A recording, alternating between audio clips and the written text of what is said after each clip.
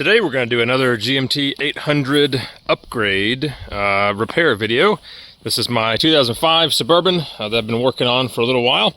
It's our daily kind of road trip type vehicle, and we're going to be upgrading the hatch. So in the GMT800 line, you have some major changes in 03 and then some more in 05 and 6. So what we have here is a late 2005 and 2006 rear hatch, and you can see it has this big plastic valance or whatever you want to call it, and then it has a little pull handle built into the glass. That's called the frameless design. This is the older design right here. It is the framed design, and sometimes they go bad. If you take a look right there, you can see that this rubbery kind of, I don't know, permabond, I don't even know what it is, it's starting to come apart. And also the bonded hinges are starting to come apart. I don't know if this is a super common thing, but I've been able to find a few cases of it online. I'm in north central Texas, and this thing is in the sun quite a lot. You can actually do this entire job with a multi-tool. You don't need any special tools at all. So just go in here and grab a hold of this clip right there and wiggle it right out. So that's what it looks like in case you lose it. I took the two from the vehicle I got the hatch from, just in case I lost these. This one right here, you usually can't fit pliers in between. See, it's butted up against this pretty flat, so you'll want a small flathead screwdriver. And I have one of those on my multi-tool as well. So I'm going to pry that out. See those little holes right there? You can fit a screwdriver in there and pry it back. So I'm going to do that off camera, and then we're going to use the same prying tool, little flathead screwdriver, to go in here or here, whichever one you want to disconnect, and you're going to lift up that springy ring right there, and that will disconnect the hatch.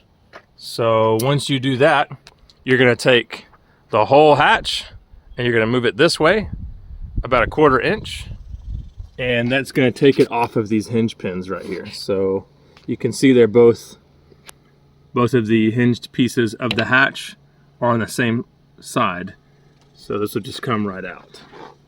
It's really pretty easy. You can do it by yourself. Hatch is not very heavy, and if I'm not mistaken, these strut rods are going to be exactly the same. So here we have one of the strut rods. Just going to slide a flathead screwdriver in there, pop up that spring clip, and then this will just pull right out. And what I do is I just rest this on my noggin because I'm kind of tall. So I guess if you're not very tall, then this is where you may want a little bit of help. Just depends. So I'm going to pop this one off. Do the same thing.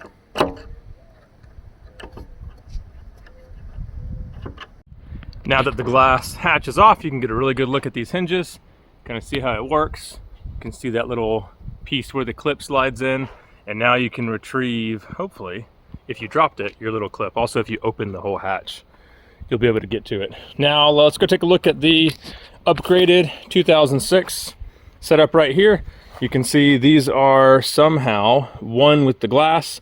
I don't know what they used exactly, but it's a whole lot better than this gooey rubbery stuff that delaminates. So apparently nobody has reported issues that I know of with those. Some people like the way they look a little bit better. I guess it doesn't matter to me really, but there you go. That's how the hinges attach, and those pieces right there.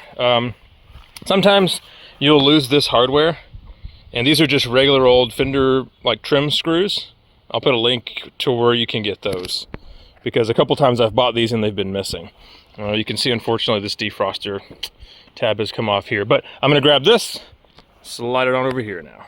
Careful, because this has a big plastic trim piece. You want to be careful with putting too much weight on it, possibly damaging it.